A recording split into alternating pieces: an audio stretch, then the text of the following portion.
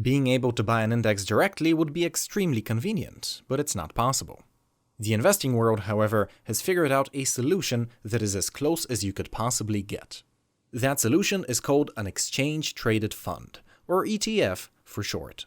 Here's how ETFs work in a nutshell. Certain companies, usually large banks or specialized asset managers, look at a given index to see what its components are and how it's weighted. Then they create a fund made up of the same companies in the same ratios, essentially replicating the index manually.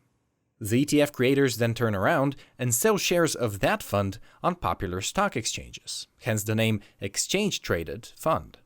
Now, these shares function exactly like the shares of a regular company. You can buy them in your own brokerage account and you'll receive whatever dividends the ETF's underlying companies issue. But there is a catch. The ETF creator isn't doing all of this work for free. Maintaining an ETF is a very challenging endeavor, which is why the ETF creator charges an annual fee for providing the service. Luckily, the ETF industry is highly competitive, and so these fees, better known as expense ratios, are usually very small. Your typical ETF expense ratio is somewhere between 0.2% and 1%, but the more popular ETFs can go as low as 0.03. The most popular ETF, which is also the oldest one, unsurprisingly tracks the most popular index, the S&P 500. In 1993, State Street created the Standard & Poor's Depository Receipts, or SPDR for short. In less than 3 decades, the SPDR has become the most traded asset on the planet, with an average of 87 million shares changing hands every day. Buying a single share of the SPDR will cost you a couple of $100s, but it will give you exposure to the 500 biggest American companies.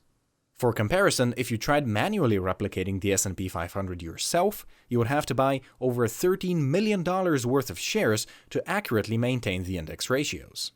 In other words, the convenience of ETFs is very much worth the small annual fees they charge you, and today ETFs are the backbone of investor portfolios. But of course, there are numerous other asset classes investors can buy, beyond the stock market and individual companies. The beauty of ETFs is that they can be applied to almost any asset class out there, and within your one brokerage account, you can gain exposure to stocks, bonds, commodities, currencies, and even real estate just by purchasing shares in ETFs. But all these topics are for another time.